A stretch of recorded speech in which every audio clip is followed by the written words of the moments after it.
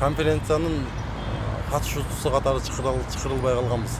Чакырылып ошон үчүн кирген жокмун. Бул боюнча маалымат берүүгө алысмын азыр. Сиздин оюңузча партиянын экиге бөлүнүшүнүн себеби? Партиянын экиге бөлүнүшүнүн себеби бул ошол СДП партиясынын мүчөсүн ушул күнгө партиясын жетектеп келген биздин партиялаштардын, анан Алмазбек Шаршеновичтин тегерегинде кеңеш берип, совет берип жүргөндөрдүн жеке кызыкчылыгы жана интригасынын асабынан ушул партия экиге бөлүндү да бүгүнкү күндө. Сиз жумуштан алынган болсо ошол себеби айтып коесузбу? Эми ал координаторлуктанбы?